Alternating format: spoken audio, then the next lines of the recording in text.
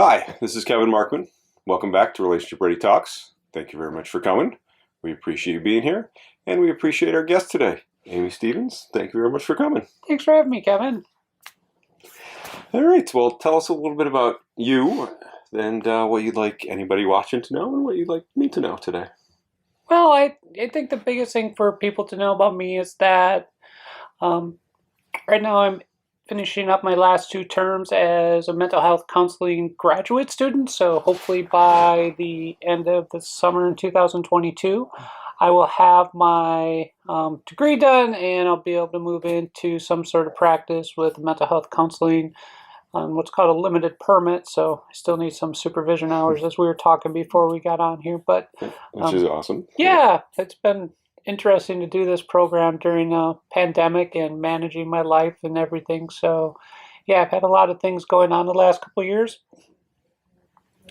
I live at home here in the Rochester area with my ex-wife, my 13-year-old kid, and then I also have a 20-year-old daughter who lives over in Buffalo right now, and I don't know what she's up to. She's either working or going to school doing something. Okay. She's trying to decide right now if she wants to take a gap year. So that's what my personal life looks like and my professional life right now. On top of that, I also do stand-up comedy. That's how we know each other. Yep. I think that's how you end up with a lot of people here on your couch. A lot of people have been comedians so far. Yeah. It's not, you don't have to be funny, but if you're funny, great. But Yeah, you don't have no, to be funny. It's like being, you're a comedian, be funny. No, it doesn't quite work that way. Nope.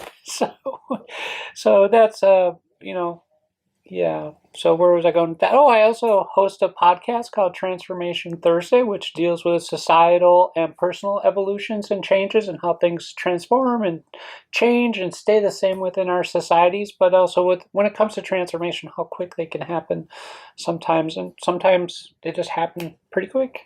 Sometimes they happen over a generation. So we've talked a lot about LGBTQIA plus issues. We've talked about news, radio, comedy, all types of things. Mm-hmm. And so it's been a fun podcast. I just published episode 113. I've done a lot. That's yeah, awesome. Yeah, so published that last night. And so, and my co-host for that podcast lives in Mission, British Columbia. I met her over in London a few years back, and we've become friends. And so we co-host that together through Zoom.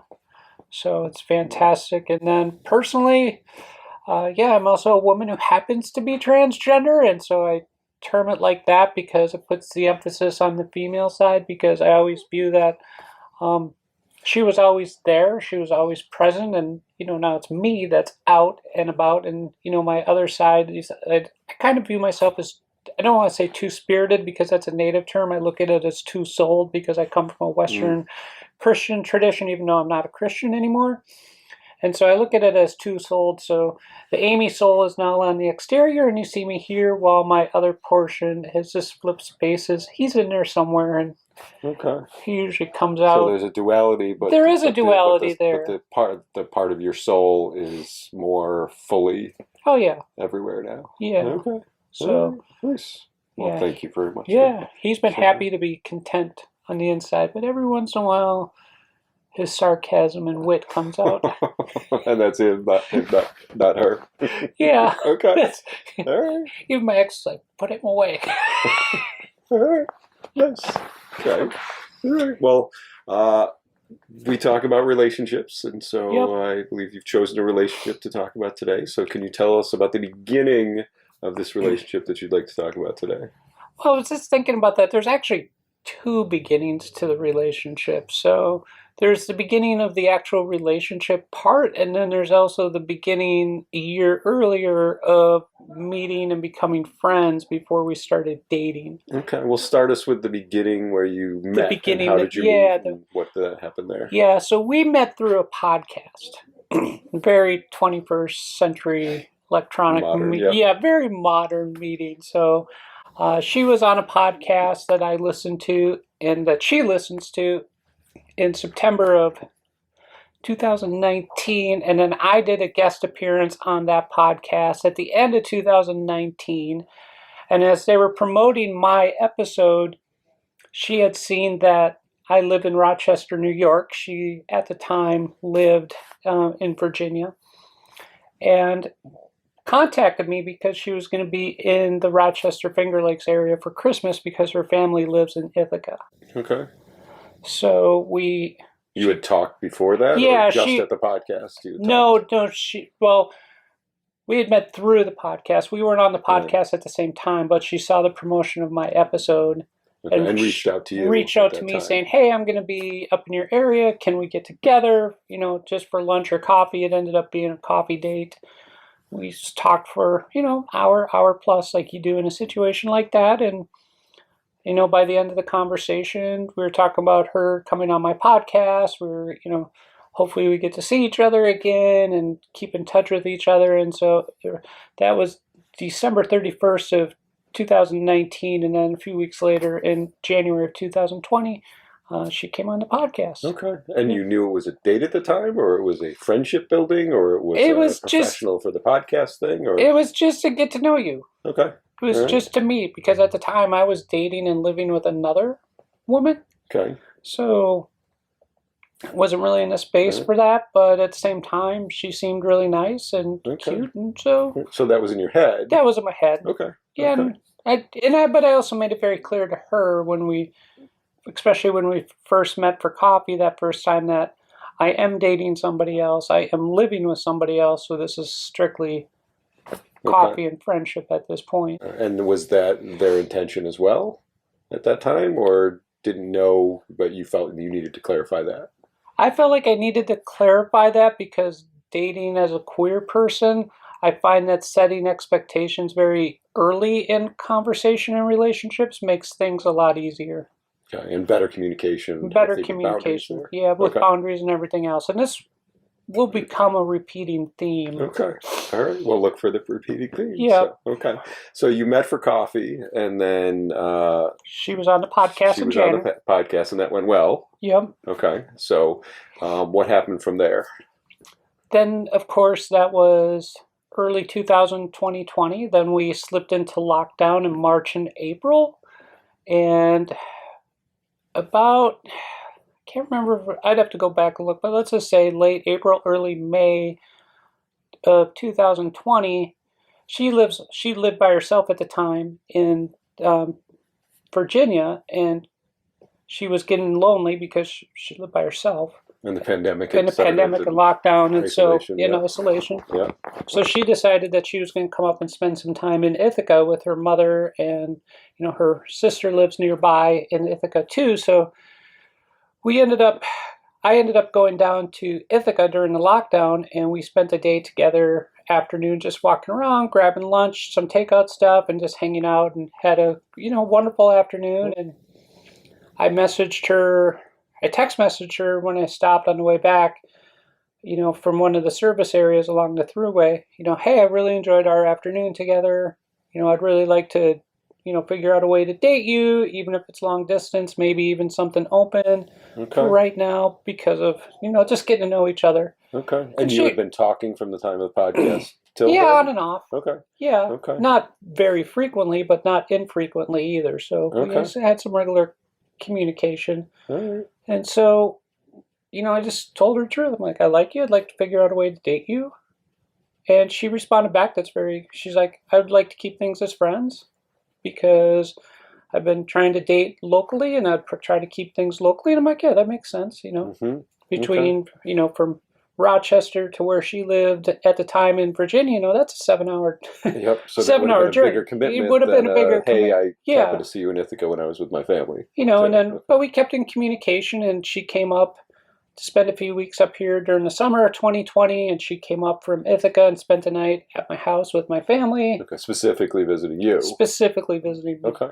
And so, but she had set that boundary and that communication as friends, and I honored that. Okay. I never made a move. All right. And what had shifted from the time of the podcast to going to visit her in Ithaca for you, where it felt more comfortable to be able to say, "Oh, I am interested in dating" after that meeting? It's just kind of the vibe I got from her. You just pick up on things, and you read the body cues, you read the little cute interactions and the way things were. So okay.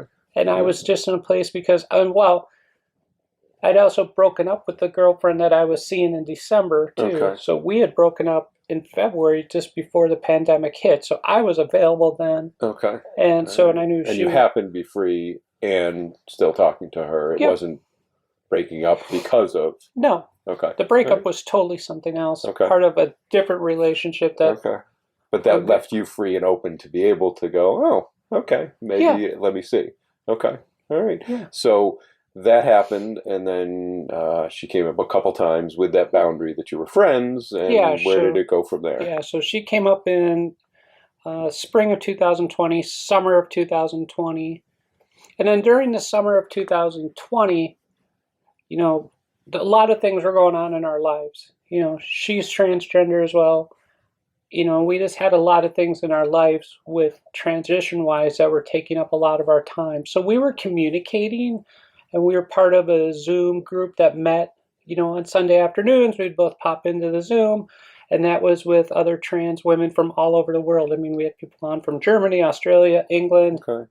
As a support, or as a support just to a the group podcast, of friends, or just friends just that friends connected on the just same friends things? that connected. Okay. But the hub through that group is me. Okay. And I don't mean that egotistically.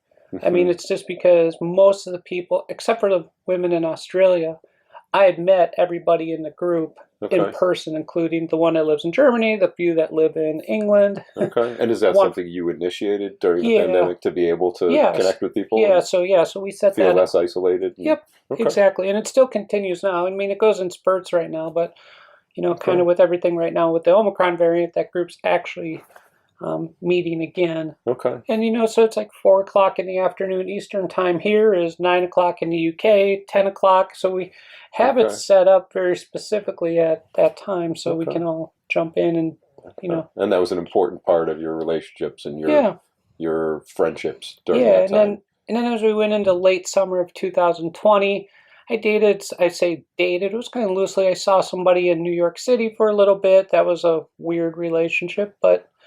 You know, and she knew about that, but she had also invited me down to her place. She's like, well, I've been up to see you a couple times, you know, why don't, you know, you're always welcome to come down here.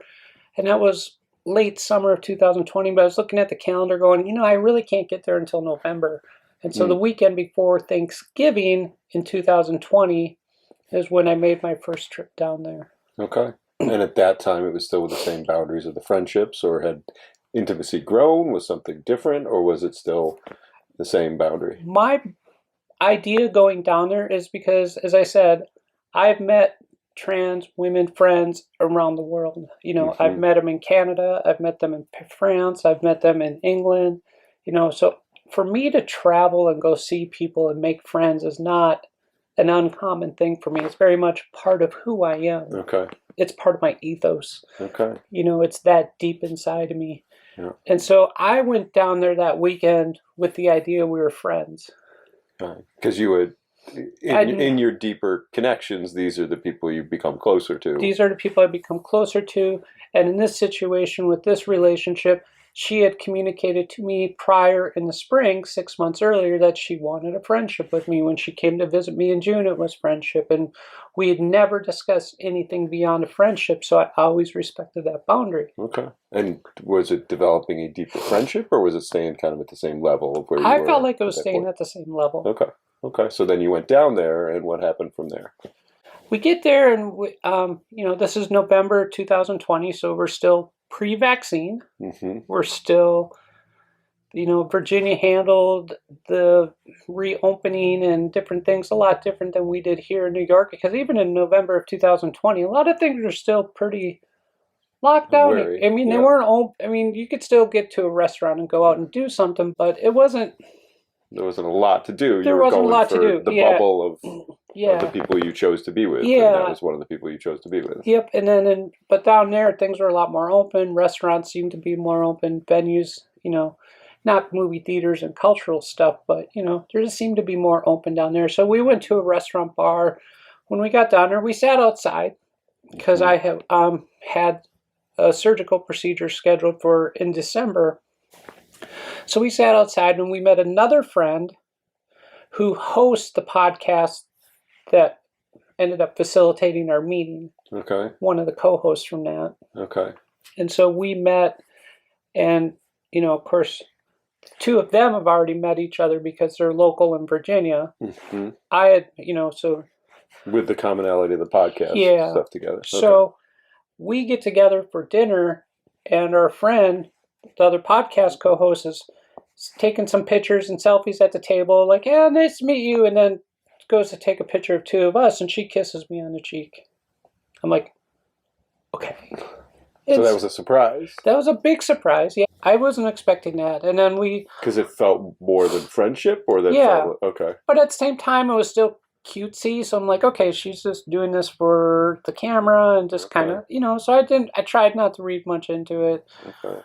But it was there to read something into it or not, and felt different than you had felt at that point. Yeah, but I decided just to still respect the boundary. Okay. I slept in the guest bedroom at her apartment, or at her condo.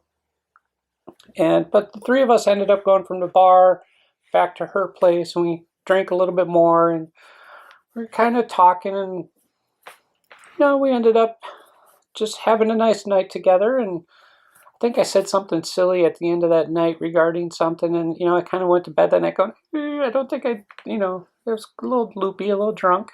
Beyond that boundary of beyond that boundary thing, because of the social lubrication and the alcohol and the friendship and the intimacy. Yeah, but and then I made a weird little joke, and I kind of going back to my sarcasm and sense of humor, that didn't play very well. So do you want to share the joke? No, not really. Okay, all right. It's too personal. Okay, but it was a personal joke that crossed the boundary a little bit. Yeah. You regretted it a little bit the next day. Okay. So, and we woke up the next morning. We went for like a 5-mile walk. We stopped at Starbucks. We just walked and talked, and actually that's become the MO of our relationship. Is when we're together, we end up walking, talking, running, exercising, and we share that interest together. So that created some common interest together, and a pattern of being able to do that. And a pattern being able. So, but she kept, and at that point, I had bought an airplane ticket to go back to England in the spring of 2021, which ended up not happening because of reasons. But then she's like, well, maybe I can come on this trip with you. And she was looking at, and she's like, this seems so you were planning ahead for your trip, and she said, oh, maybe I can join you. Yeah, and I'm like, yeah, you can do it. Because it felt close and comfortable. Yep. For her also. Okay. So so as we go through that Saturday, there's just little things that are being dropped, little hints here and there. And she's dating at that time, or she's single at the time? Okay. Single at the time, too. So there's both hints, single. There's closeness, there's intimacy, there's cute stuff. Yeah, I don't know how much intimacy, but there's definitely, you can tell she's dropping hints. Okay. And so finally on Saturday night, we decide, well, no, it's a cool, nice autumn night in Washington, D.C. Why don't we go downtown and walk on the mall? Mm-hmm. So we park. Can't remember which side. It's on the north side of the mall. I can't remember if that's Constitution or Independence. Okay. All right. We park on the north side of the mall. We go walking, and we're walking down by the Vietnam Memorial and then the Nurses Memorial, and we're looking at different memorials, and she says something, and I wish I could remember what she said, and finally I just stopped her. I'm like, you've been dropping these little hints and doing these little things, since I got here last night. I go, but I've always respected the boundary you set of being your friend. And I go, but I'm feeling that this is changing. Okay, so you laid it out there. Yep. As on the mall in Washington, as you're walking along on a She's cool like, well, let's. Night. Yep. She's like, well, yeah, you're reading that right. Okay. She's like, let's hold hands and walk and talk and maybe kiss. And we get up on the steps of the Lincoln Memorial, and we kissed for the first time. And that was the first kiss at the Lincoln Memorial. Okay. The Lincoln Memorial. All right. That's still have the picture. Historic in some ways, too. Historic, yeah. Okay. Still have the picture of it, too. So, okay. Nice. Yeah, tucked away in a Google Photos folder. So. Okay, because that was important. Yeah. Okay. All right. So, in fact, we still share a Google Photos folder. Okay. So. Because you created other memories. Yep. As well. Yep. Okay. So you had the first kiss. It felt different. You were clear. Yep. With what happened. You were on the same page. Yep. And what happened from there? we go back to her place. We make out for a little bit, and while we're watching TV, and we just, kissed, hugged, cuddled, did some things on her sofa, and then nothing more than that, And then we go to bed at the end of the night, and she went to her bedroom, and I went to the guest bedroom. Okay. And it felt good. Felt perfect. It felt like the right place to leave it. Okay. All right. Okay. And then what happened from there? What happened from there? Because that sounds all good. It sounds all good. Spot. Yep, it's all going good. well. It's all good. And then in December, so I'm back here, and then So that ended that trip well. That trip well, yeah. Okay. So the next morning, I had to come back to Rochester. I was supposed to stay through Monday, but I had a doctor's appointment that got pushed. So whatever. I had to change plans. So I had to come back on Sunday instead of Monday. Okay. A little bit early. A little bit early, Okay. but it was a good time to leave. Okay. So Sunday morning, we get up, we have breakfast. I leave around noon, and to make the 7-hour drive back. And we hug and we kiss, and that's it. With plans to see each other again. Plans to see each other again, because I was supposed to have a surgery in December of 2020. Mm-hmm. And so the plan was that she was going to come up and help me with my recovery the week after my surgery, to give my family a break from recovery. So she had entered the closeness of not just in your family, but a support through the surgery, and to come up and visit from 7 hours away as well to do that. Yeah, but she was going to be up here anyway for Christmas, because it would have been over Christmas, and she was going to be in Ithaca anyway. Okay, for her family. For her family, and then she was going to come up. Okay, an extender trip to spend Not time so much support, extend, but just make some time. Okay, within that trip. Yeah. Okay, all right. And that was the plan. Is that what happened or no? No, that's not what happened. Okay, so what happened instead? Well, during the month of December, we started doing some watch parties and watching TV shows and talking, here and there, a little bit more frequently, of course. Okay. And then she came, and then my surgery got postponed because of the, post-Halloween, Thanksgiving surge of 2020. Okay. So instead of coming up to help me with the surgery, she came up, and we ended up going to Niagara Falls for a night.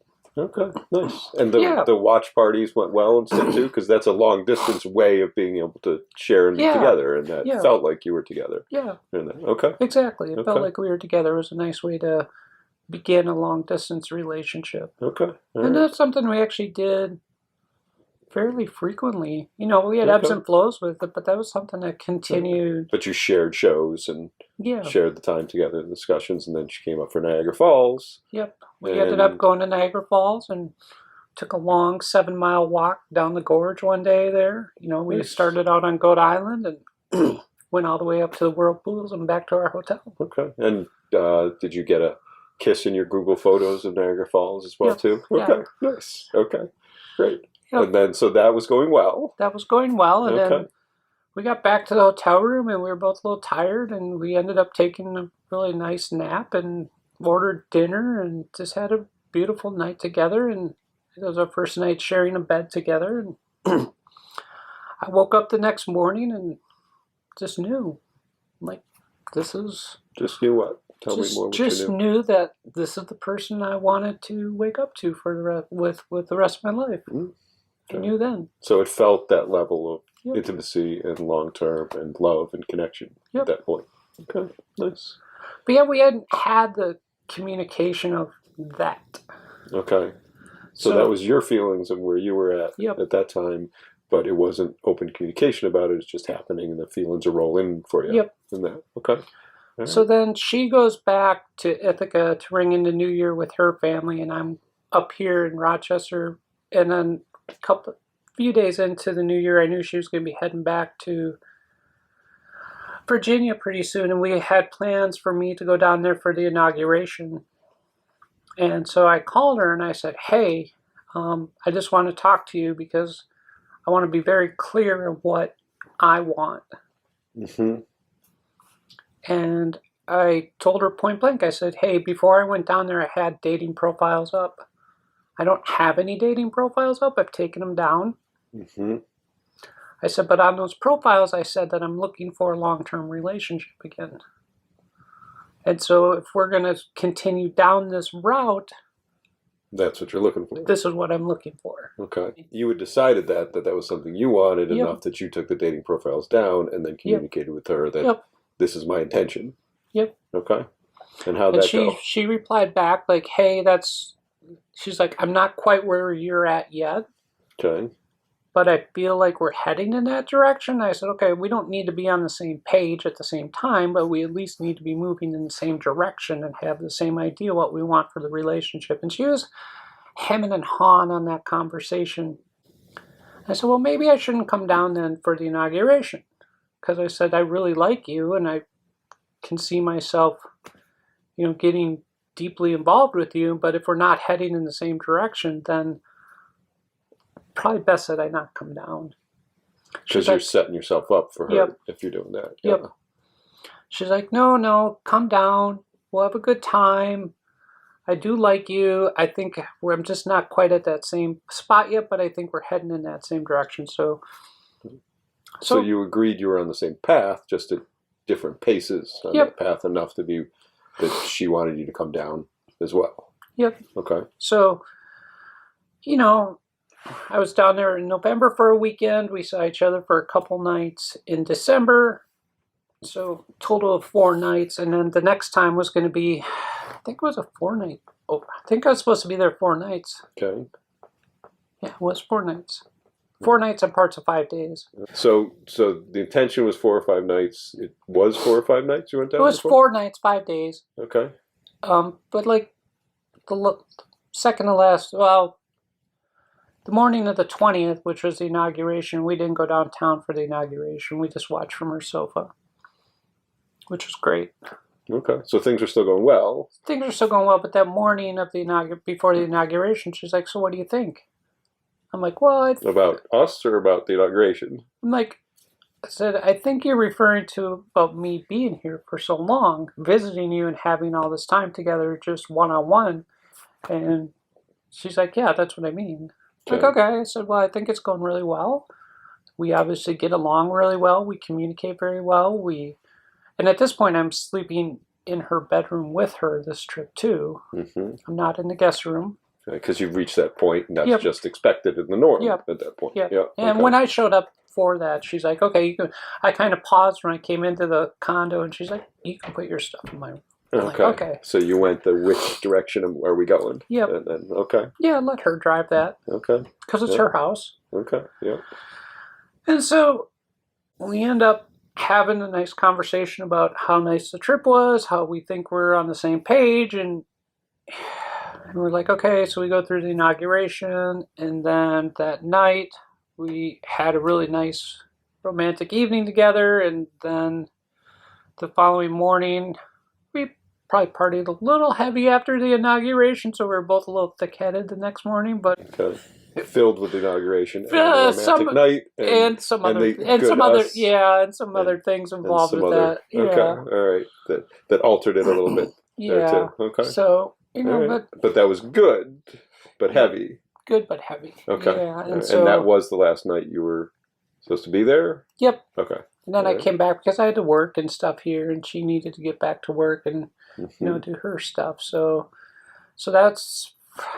then again, my surgery got postponed. It went from December, January to February, and then so we had planned another trip to see. She was going to come up and help me with my surgery.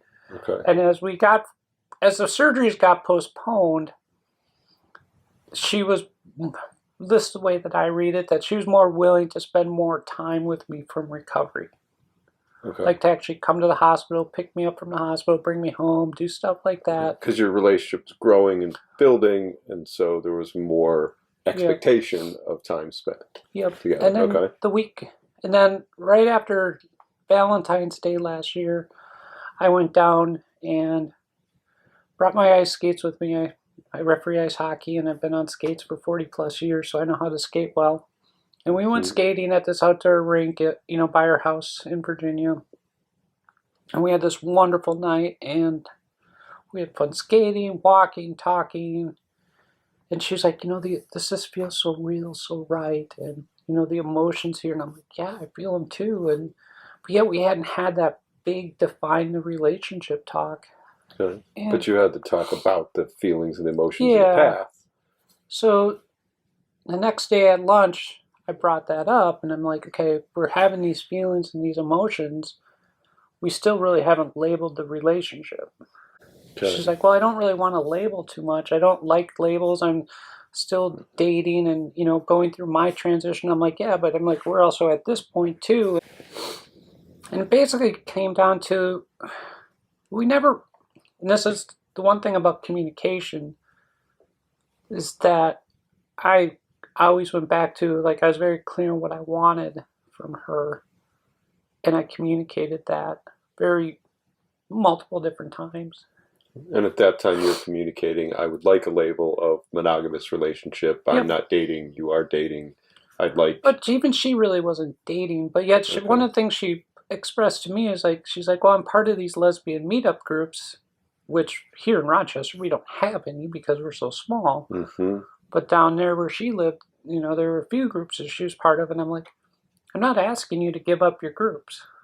And those groups were for friendship and connection and community? Yep, exactly. And possible dating? And possible dating. Okay. I said, I'm not asking you to give up your groups, but I'm just also asking, like, what are we doing here then? And it came back to eventually, you know, and during that conversation, I also am like, you know, I should just leave. I should just leave. Okay. Because she was leaving the door open and you wanted the door shut? I wanted more of a defined relationship where she wanted something a little bit more loosey-goosey, lack of a better term. Okay. You know, but at the same time, you know, we both have this amazing connection. We both acknowledge it. We both want to be in each other's lives. So you were on the same page with that, but you weren't on the same page with how we were defining the relationship. Okay.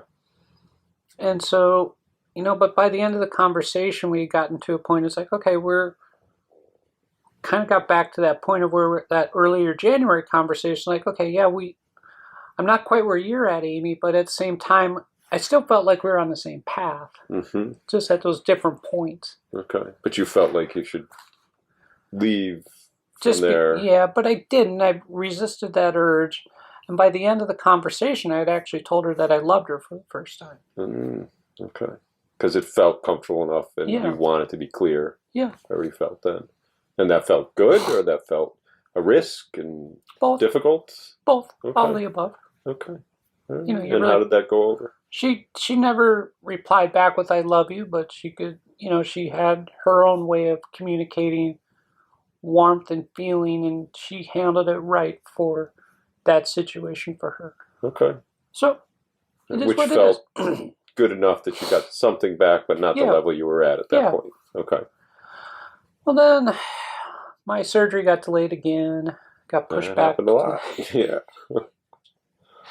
Then it got pushed back again, and then, but by the time it finally happened at the end of March, you know, and I went down there one more time in March before, and we had a nice conversation about the relationship again. We were at the same spot that we were in February, but, you know, but we did a check-in, and we were both, hey, we're both in this, and we're both maybe looking at it a little bit differently, but we still like each other and want each other. And then she came, I had my surgery on March 23rd.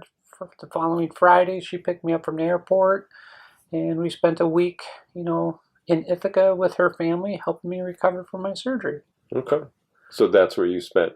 Yep, that's where I spent the first week. And she was a support. She was a support. In recovering from the surgery, which was part of what you were hoping for and committed to, and you talked about earlier. Yep. As well. Okay. And that we went well also. So things were going still well, but just on the same path, just not on the same definition of the relationship. Yeah. Okay. And then in April, I had a doctor's appointment in New York City for a different procedure that I had in the summer of 2020.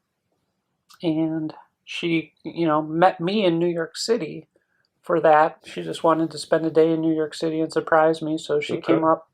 And see New York and see you. See New York, see me, have lunch with a friend, and then we got in the car. We took my car and drove back down to her place for 5 nights. Yeah. Which sounds great. Which sounds great, but then I was like, okay, when are we going to see each other? We'd never had anything on the calendar past April. And she says, well, I'm kind of busy in May, so why don't we shoot for June? And at that point, something had unlocked inside of me as far as my anxiety and my depression, and that this felt like a total rejection. And I had a really hard time dealing with that. And that felt more about your anxiety and depression, or how she defined you in the relationship and her stuff? More about my anxiety and depression. Okay. And she was understanding of that and with you on that, or I don't felt distant? know. I felt distant. Okay. And one of the things that happened back in January is like that last night together is, we did take an edible, and it was a strong one, and it quite frankly kicked my butt. Okay. But it also negatively, positively at first, and then negatively. Okay. In what way? I had some visions and some flashbacks to some childhood sexual abuse that had been locked up for 40 years. Wow. So that hit you hard. That hit me hard, and then that triggered a lot of feelings and anxiety and depression that I really had never dealt with in my life. Okay. For you, and so I have this unlocking of this big sexual abuse thing in my life that happened when I was 8. I'm 48 at the time, so 40 years later this is coming out. While you're on an edible with your relationship. Yep. And then I'm also getting ready for a surgery, managing a long-distance relationship. Oh, by the way, I'm also taking 12 credits full-time in the spring. So a lot of stress and pressure, and then this throws in too. This throws in, then the surgeries get delayed, the surgery gets delayed, and everything is just snowballing. And I'm going through recovery, and then she doesn't want to see me. When I take that as a rejection, and was she being clear that was a rejection, or wasn't a rejection, or no? No. Okay. In my opinion, no. Okay. All right. Which is where you felt like it was a rejection, but it wasn't. You weren't getting that. You weren't feeling the validation. Yeah. That, no, we're good. Well, when we were driving from New York down to her place in Virginia, part of our conversation was a check-in on the relationship, and she says, "Oh, I think our relationship's going great." Okay, so she was trying to give validation. Things are great, like that. But didn't feel like it because I'm like, okay, are we going to see each other in May? No. Okay, because you were looking for the commitment of when is next. When is next? Because the pattern of our relationship was we were seeing each other. We got a little heavy in March and April because of surgeries and doctor's appointments and stuff like that, but... On your part or both parts? Both parts. Okay. But at the same time, and at that point, school's all online. Mm-hmm. So, I just need to have it. As long as I have an internet connection, I can do it. I can do it. So you were at a point where you wanted to spend more time. You could do school online. You were getting hit with these things. Felt like she was support. She thought she was being clear with, yeah, we're good, but good to her meant something different than good to you in the relationship, and in where you were at with your mental health and your stress and your school. So all that was dragging you down, and this was another thing that wasn't going more positive. It was going more negative at that point. Yep. Okay, so what happened from there?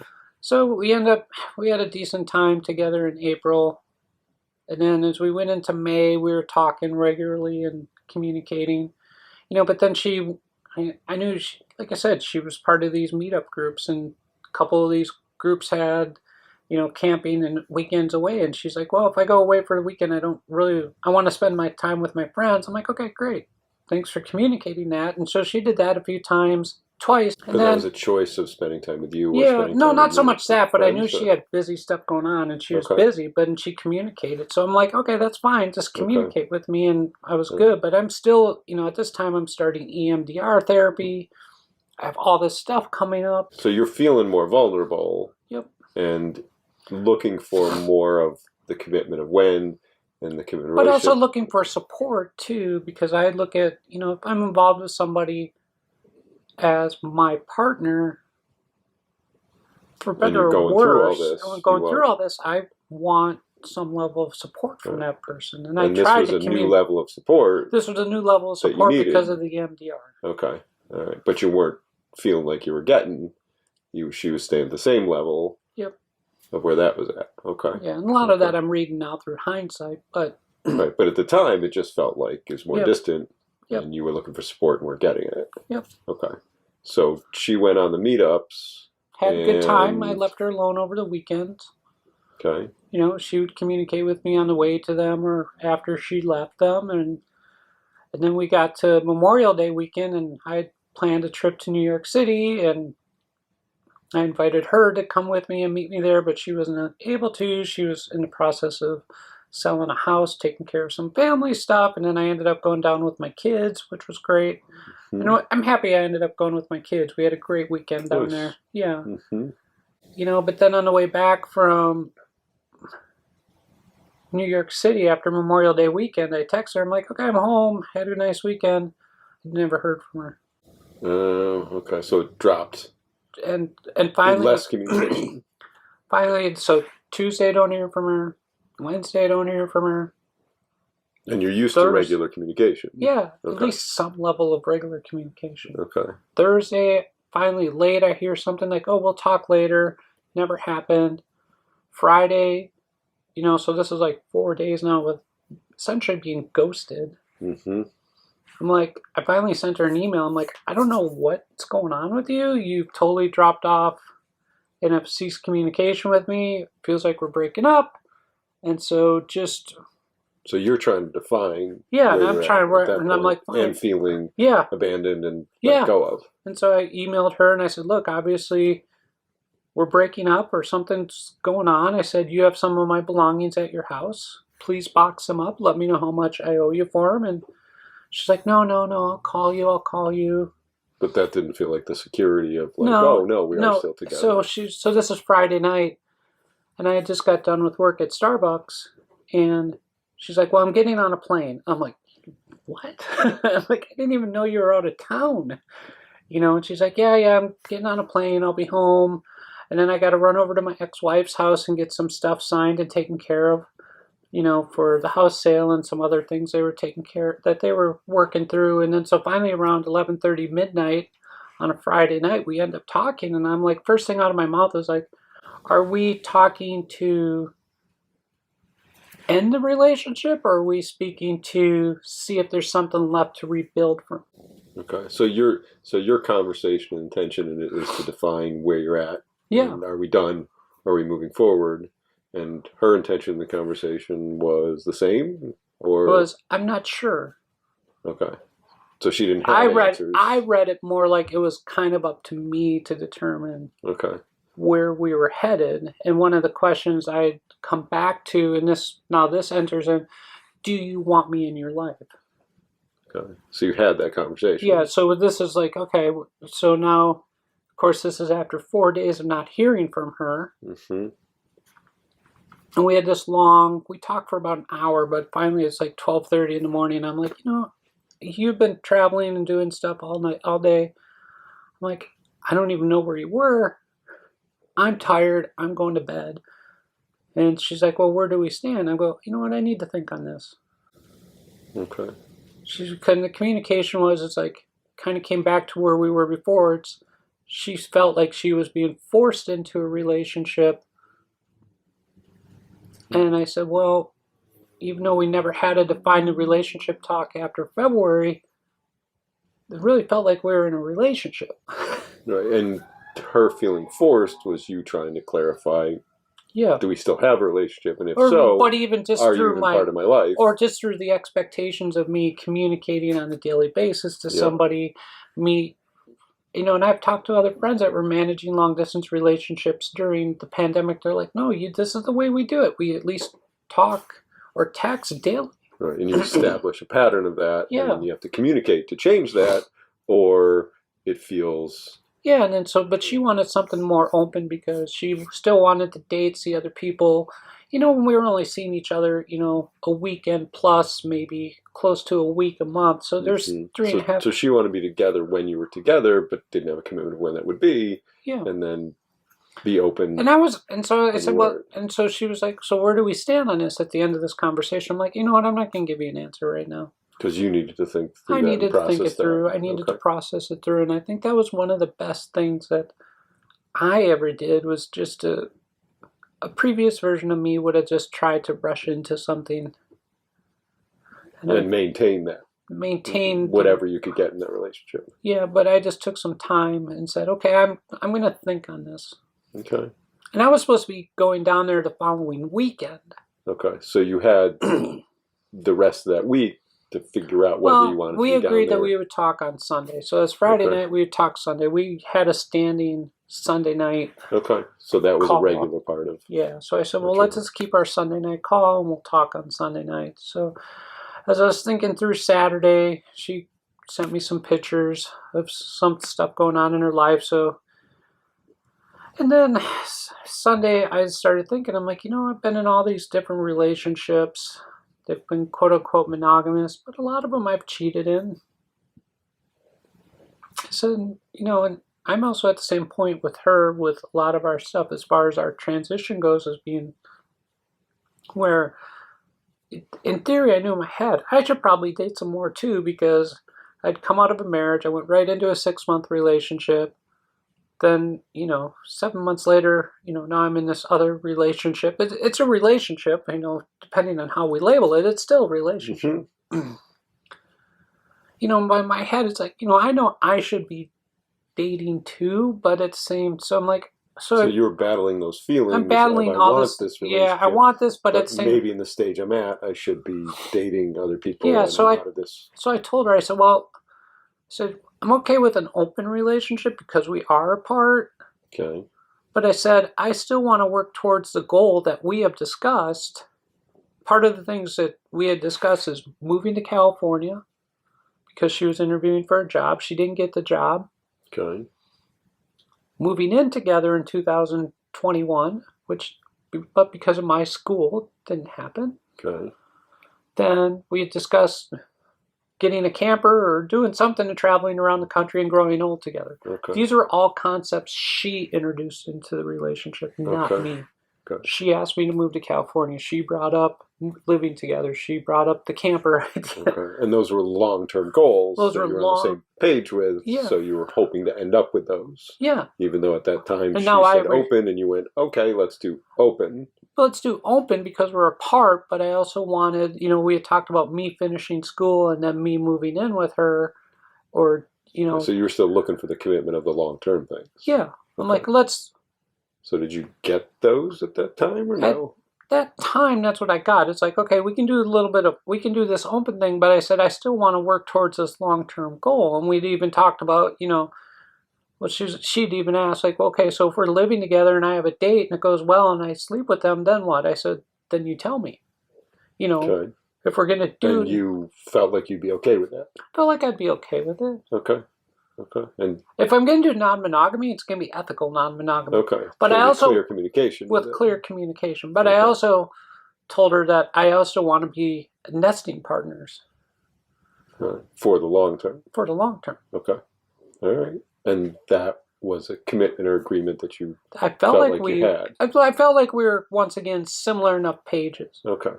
So I go down there in the following week. We have a nice weekend together. I meet some of her friends. We have a nice time together. And then we come back to her apartment one night and, we make out, we do our things. We had a nice time. And, the next morning I'm like, oh, that was a really nice night together. She's like, well, yeah, if we're going to meet each other's friends and live together, we need to meet each other's friends and integrate social lives at some level. Okay. But one of the concepts that I always spoke about with her, and I still believe this, is like she has to have her life and interests. I have to have my life and interests, and then we have our life and interests. Mm-hmm. And those things are fluid and they move around, and you can go in and. But it's like I had the comedy, the podcast, She had some other hobbies that she liked to do. That were for her. That were for her. Mm-hmm. And then the commonality was the time you spent together and then introducing the friends. How did she introduce you to her friends? As her friend. As a friend. Okay. All right. And that kind of stuck with me. Okay. Because that didn't fit with the long term. Yep. Okay. All right. So then in July, I went down there again and we were at this bar one night talking, and her friend is like, she's like, well, when you get done with school, what are you going to do next year? So I'm thinking about moving down here. She's like, oh, that would be great. You can move down here. You can you can get a place. I think your friend over there has probably an extra room they could rent you. And I'm like, we can help you find a girlfriend. And I'm like, wait, what? Okay. And I know this is that like was clear friend definition. And I'm like, wait, what? She's like, yeah, she can help you. When we can help you find somebody. I'm like, I'm seeing somebody. I'm dating somebody, and I love somebody. And they're like, who? And I'm like, and they didn't know that. No. They're like, you love her? And I'm like, yeah. Does she know that? I'm like, yeah. Okay, but they were surprised, and that made it even more surprising for you. Yep. Okay, so that hurt. That hurt, but I kind of tucked it away, just knowing that she's more private with her life and approach to things than I am. So. Okay, so that felt like chalked it up to personality. Yep. Because your communication was still on the same long-term path. Yep. Okay, so what happened from there? She came up here a few weeks later for a comedy show that I produced, and we both had parts in it. And then a few weeks after that show, I went down there with my 12-year-old daughter, my 12-year-old kid, rather. And we get down there on Friday night. Kid goes to bed. We get ready, crawl into bed, hugging and kissing and talking. She's like, oh, I need to talk to you. She's like, I finally got that job in California. I'm like, congratulations. I knew she had been interviewing for it, but I didn't know that she had accepted the offer.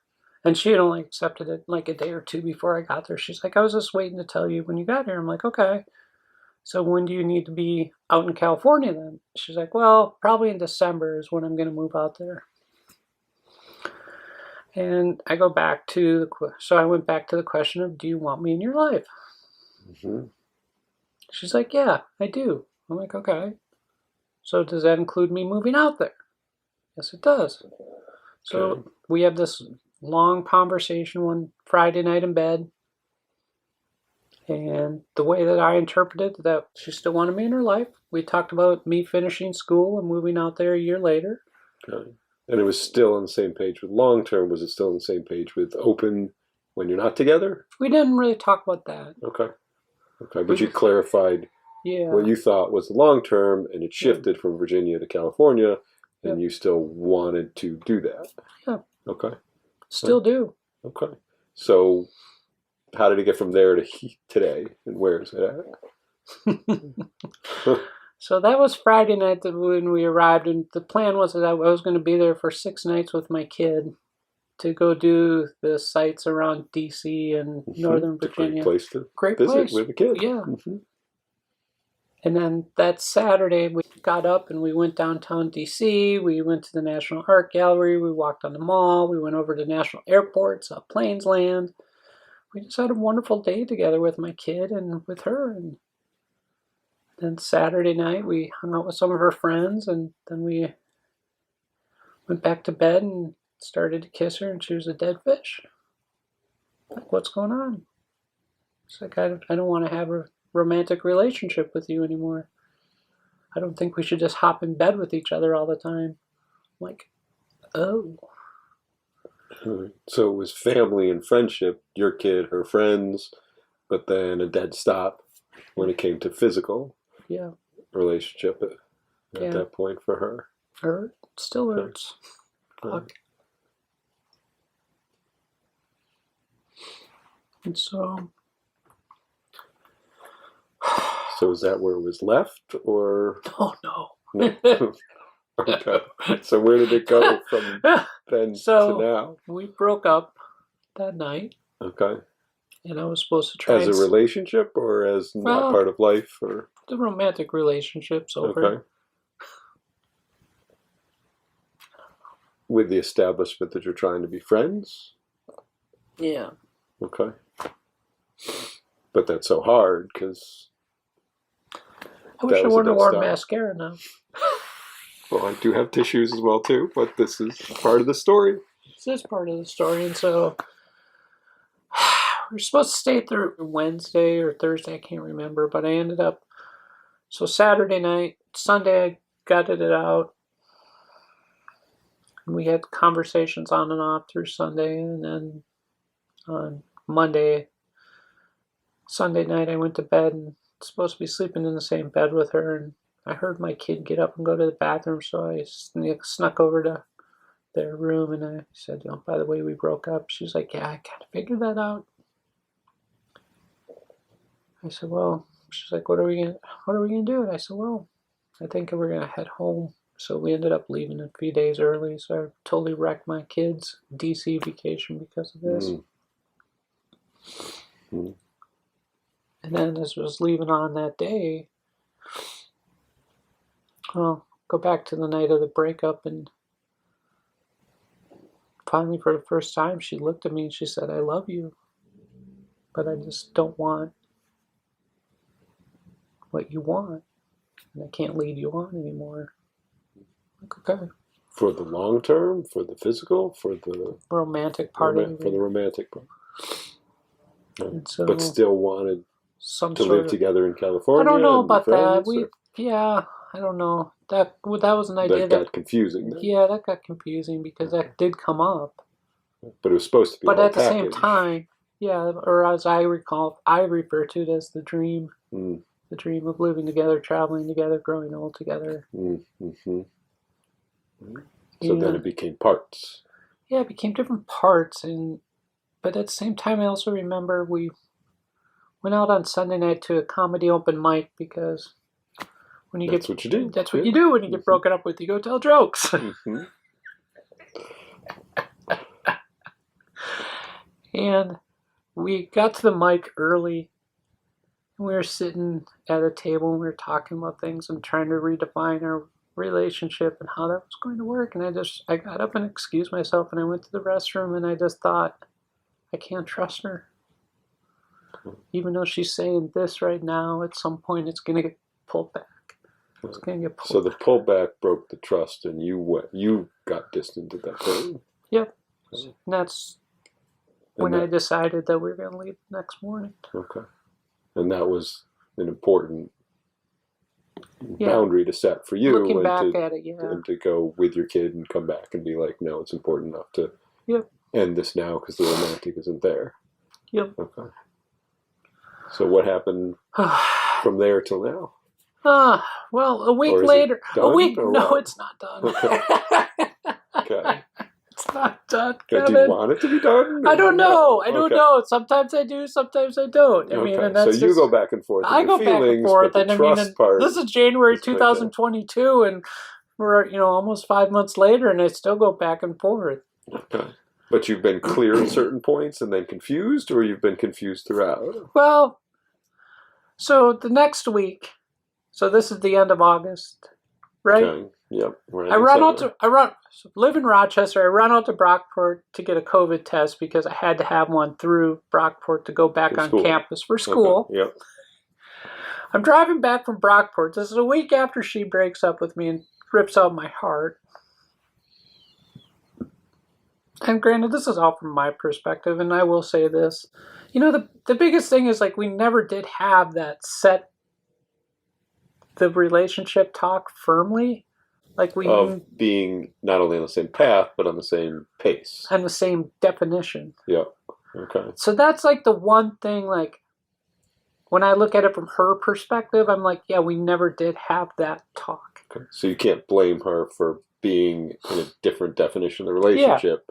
Yeah. But it doesn't change your feelings. No. Right. It doesn't, and she even said at one point, it's just yeah, I mean, it feels like we were in a relationship. I'm like, well, because we were. Well, you were in one. We're still in one. Different definition, and you're we're still in one relationship. Yeah, but unless you decide, no, it's not worth it, and you don't have contact anymore.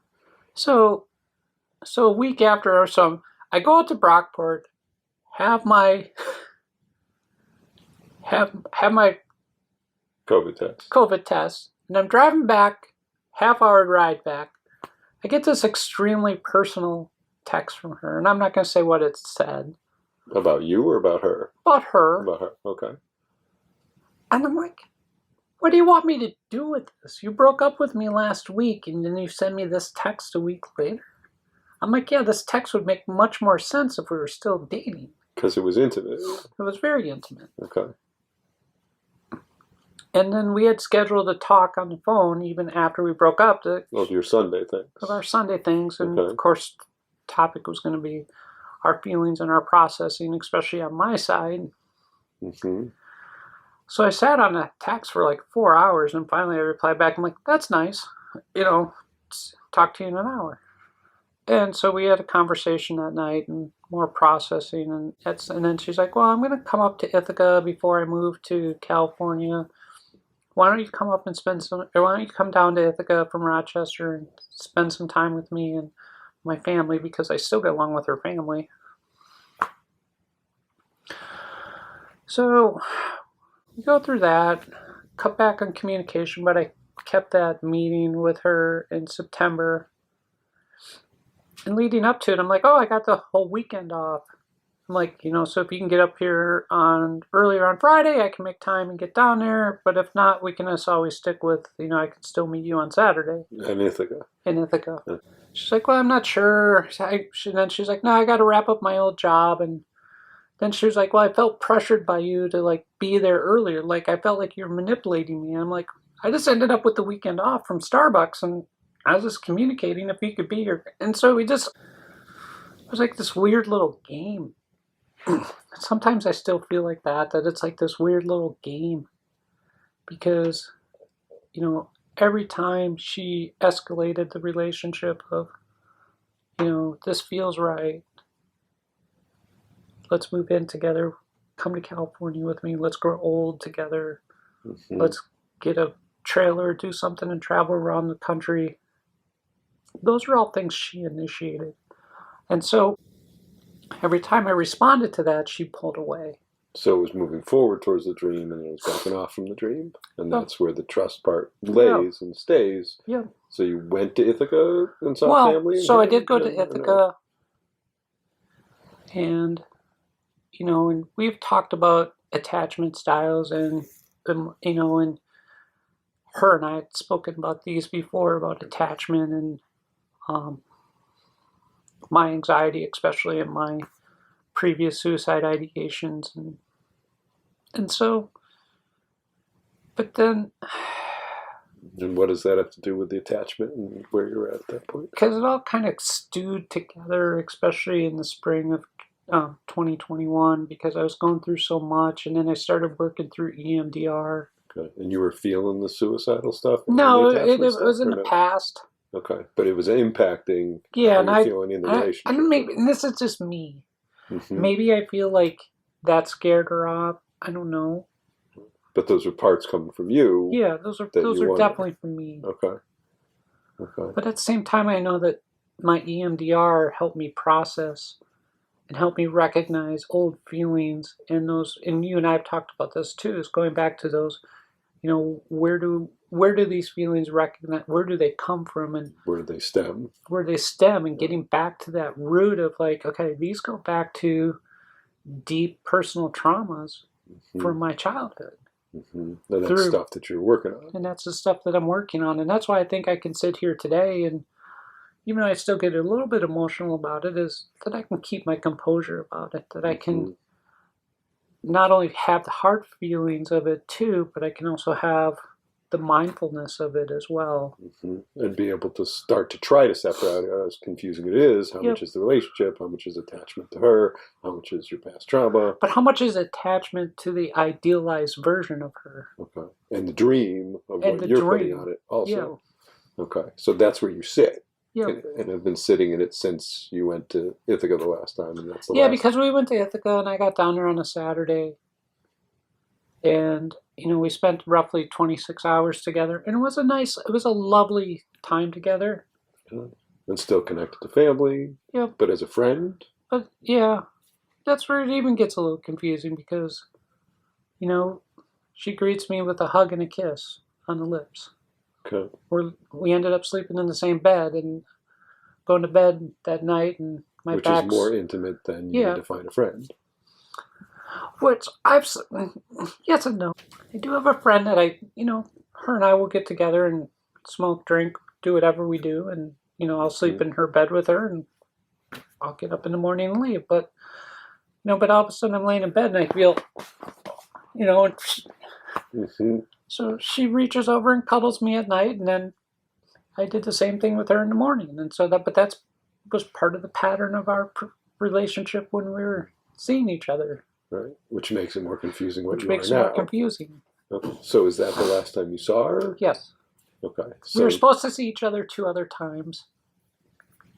Both of those in Virginia. One with a weekend with her friends away, and then another weekend in November to help her recover from a surgery. But I canceled both of them. You made the choice. I made the choice. Okay. The one in Virginia, it was just, I just didn't want to be around those friends. And one of the friends was the one that was like, "You love her?" And clarified for you what your and role was. I just really, they're lovely people, but I just didn't want to be in that environment with them at that point. Okay. And I communicated that to her as well, and so she understood and she respected that. And then the other one with the surgery recovery, her mother's a retired nurse, and so I didn't, and she had already communicated that if I couldn't make it, her mom would come. So I'm like, so you felt like she had the support, but if she didn't have it, you would have been there. Yeah, but I didn't leave her in a lurch. You didn't feel like you were at that intimate level of being the primary support. Well, not only that, but my kid was involved in their first theater production at their school. That was the same weekend. Okay. So I'm like, and that was a priority. Yeah, my kid's theater was a priority over, going to Virginia, especially if I wasn't leaving her in a lurch. Yeah. Okay. So that's where you've left it now. No. Okay. So where is it now? It just keeps going. It just keeps going and going, Kevin. Yeah. Okay. So then in November, early in November, I had a guest spot at the Comedy at the Carlson. Mm-hmm. And the week before that, a few days before that spot, I had this feeling. I was leaving Brockport one night, 9:30 at night, thinking, God, I just really miss her. And I start crying in the car driving home. I'm like, I miss her.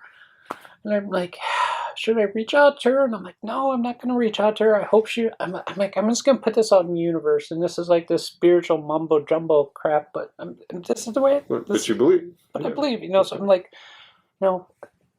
I just want her to reach out to me. And so the next afternoon, getting ready for my spot, working on my set, guess who texts me? Okay. As a support, because she knows the set, or just out of nowhere? Just out of nowhere. Okay. Random text. I don't even remember, but it wasn't a major text. Okay. So I get that right before I'm going on. Hmm.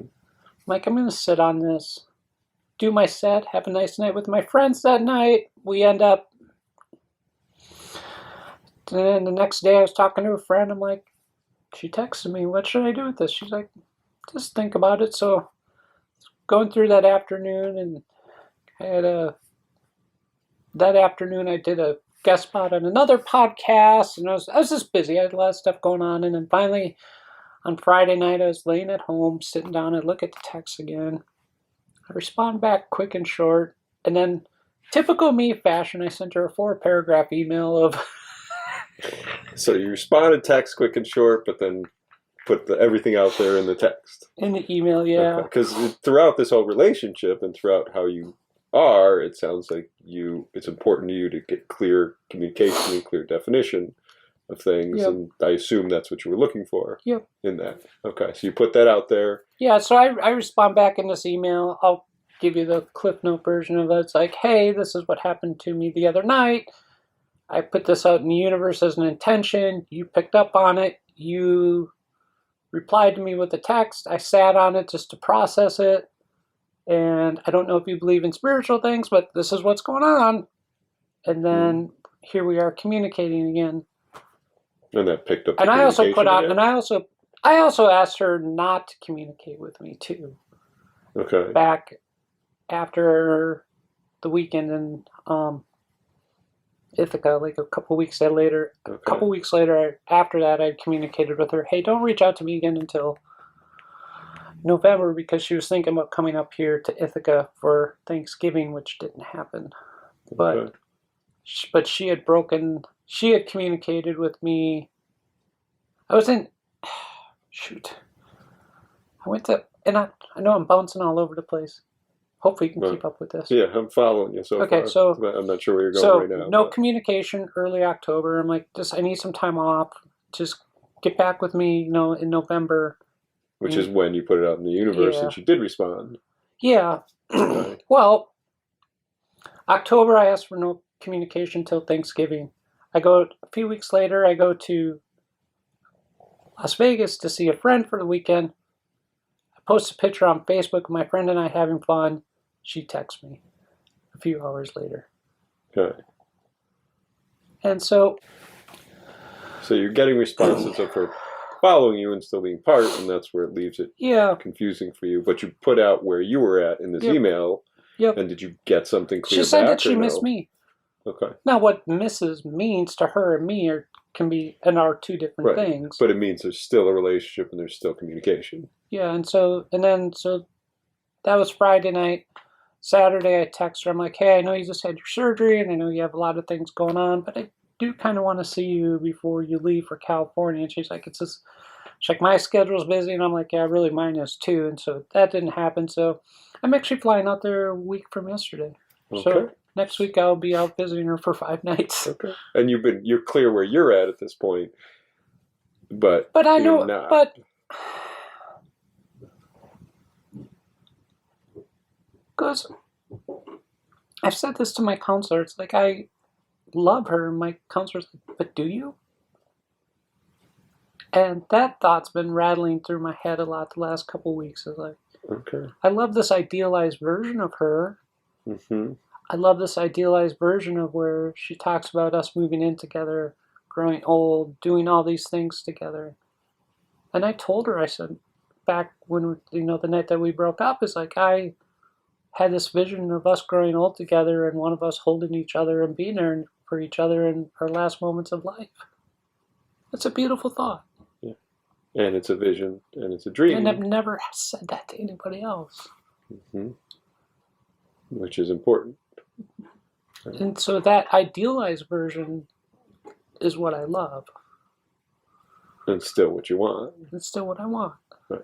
But you're going to find out what reality is now. I don't know. Reality is now is that she's not the idealized version that I have in my head. And that's okay. And if that's enough, then you continue that relationship, and that's the struggle. Now. I don't know. We haven't had that conversation lately. Okay, but you're struggling internally.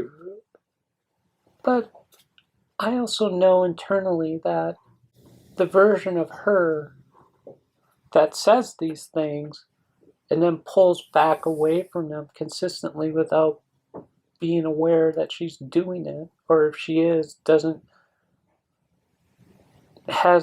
been able to work through those issues, I can't be in a relationship with that person. Okay, so you're clear about that.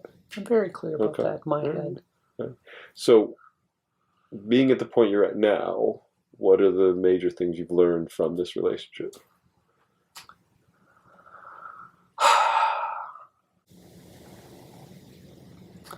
That the duality of the way we idealize people and who they actually are hard to reconcile sometimes. And that we need to be able to understand that. And I also understand that, going back to the communication is important, and I need to also trust my gut instinct sometimes. Because I look back at that point in January and in February, those are probably points where I probably should have got up and left. Those are points where I should not have gone down in January of 2020.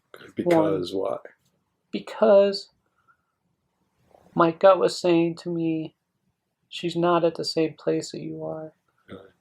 But I ignored that because I had this idealized version in my head of what things could be. Right. And I still have that, but I'm in a better spot mentally now to separate that out. Okay. And it's important for your gut to match your head. Yep. Okay. So that's a thing you've learned from this. I don't know if the album will match 100%, but there has to be better communication between, this part and this part. Okay. And that's important. Yep. Okay, good. Well, I hope you continue to grow from that as you become more caring of yourself and knowing what you need, negotiating this relationship as well as all your other relationships too, because duality seems to be a thing you pointed out in this relationship and in yourself also, that you pointed out as a thing you learned also, which comes across in who you are and who you're sarcastic. He is too. So there's a duality there too. There's a duality. There's a lot of dualities. And I think there's dualities in a lot of us that we don't pay attention to. And I think it's learning how to pay attention to them. And I'm just at a, but it'd also be very easy for me right now to jump in with somebody and find somebody and do something on the rebound. Mm-hmm. And I don't want to do that either, because I don't want to hurt myself again, and I don't want to hurt somebody else unnecessarily either. And that feels like that would be a hurt, not a relief. Yeah. Okay. All right. So it's important for you also not to jump into a rebound. Yeah. Also. Okay. Okay. And I probably have... No, I know there's... Yeah. I know. I'm going to leave that there. Okay. Is there anything you'd like to share with me or with anyone else that we haven't said about this relationship, or something you've learned? Or does that cover what you'd like to say?